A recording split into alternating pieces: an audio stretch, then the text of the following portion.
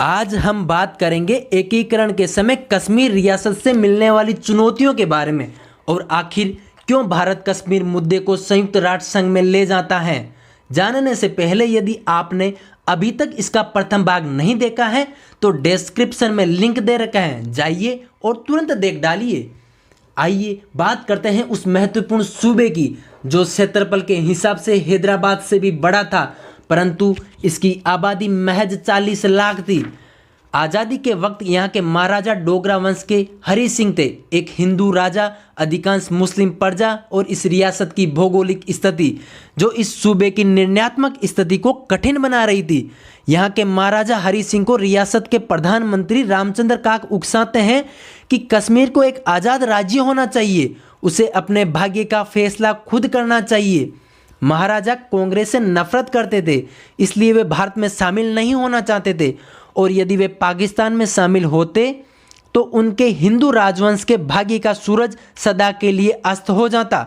सरदार वल्लभ भाई पटेल शुरू में कश्मीर में ज़्यादा दिलचस्पी नहीं रखते थे, परंतु जब पाकिस्तान सरकार जूनागढ़ विले को स्वीकार कर लेती है तो उनका मिजाज बदल जाता है, क्योंकि अगर जिन्ना एक हिंदू बाहुल्य मुस्लिम शासित राज्य को पाकिस्तान में मिला सकते हैं तो सरदार को एक मुस्लिम बाहुल्य हिंदू शासित राज्य को भारत में मिलाने की दिलचस्पी क्यों नहीं दिखानी चाहिए थी। और दूसरा, हिंदुस्तान की नज़र में कश्मीर में धार्मिक तत्व अप्रासंगिक था, क्योंकि उस वक्त वहाँ की मुख्य पार्टी नेशनल कॉन्फ्रेंस व शेख अब्दुल्ला धर्मनिरपेक्ष थे और इसी दरमियान पुंछ में मुस्लिम डोगरा शासन के खिलाफ बगावत कर देते हैं। इनकी सहायता हेतु पाकिस्तान की सह पर पठानों द्वारा कश्मीर पर एक कबीलाई हमला किया जाता है। इतिहासकारों के अनुसार ये कबीलाई हमला कश्मीर में टर्निंग पॉइंट साबित होता है। 24 अक्टूबर को जब कबीलाई उरी से बारामूला की राह पर थे तो कश्मीर के महाराजा भारत सरकार को सहायता के लिए संदेश भेजते हैं। अगली सुबह भारत सरकार की सुरक्षा समिति की बैठक में वीपी मेनन को ताज़ा हालात की जानकारी हेतु नियुक्त किया जाता है। मेनन जहाज से श्रीनगर हवाई अड्डे पर उतरते हैं और वहां की स्थिति संकटशील पाते हैं। अगले दिन मेनन कश्मीर के प्रधानमंत्री के साथ दिल्ली पहुंचते हैं और सुरक्षा समिति की दूसरी बैठक बुलाई जाती है। उस बैठक में माउंटबेटन, नेहरू और पटेल के अलावा शेख अब्दुल्ला भी थे। माउंटबेटन की सलाह पर कश्मीर में भारतीय सेना भेजने से पूर्व महाराजा से विल्ले पत्तर पर हस्ताक्षर लेना उचित समझा गया। महाराजा के विल्ले पत्तर पर हस्ताक्षर होते ही भारतीय सेना एक्शन में आती है, जैसे भूखा शेर अपने शिकार को देखकर एक्शन में आता है। कुल मिलाकर 28 डकोटा विमान श्रीनगर के लिए उड़ान भरते हैं। काफ़ी अरसे बाद भारत कश्मीर की तरफ से अब राहत की थोड़ी सांस लेता है।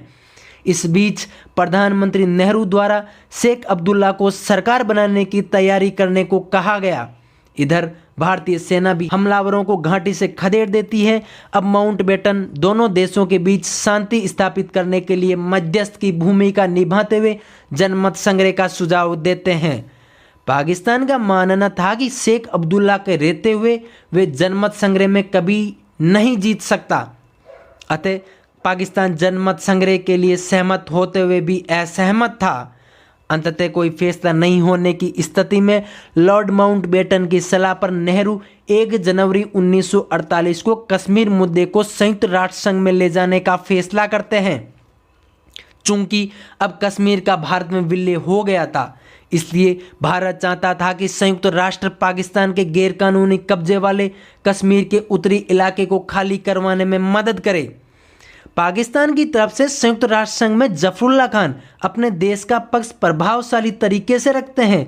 वे संयुक्त राष्ट्र संघ को ये भरोसा दिलाने में कामयाब रहे कि कश्मीर का हमला मुसलमानों द्वारा अपने बिरादरानों की तकलीफ़ों के प्रति स्वाभाविक प्रतिक्रिया थी। भारत को एक और बड़ा झटका तब लगता है जब ब्रिटेन और अमेरिका संयुक्त राष्ट्र संघ में भारत के साथ भेदभावकारी नीति अपनाता है। इस मुद्दे में ये साफ तौर पर पाकिस्तान का पक्ष लेने लग जाता है।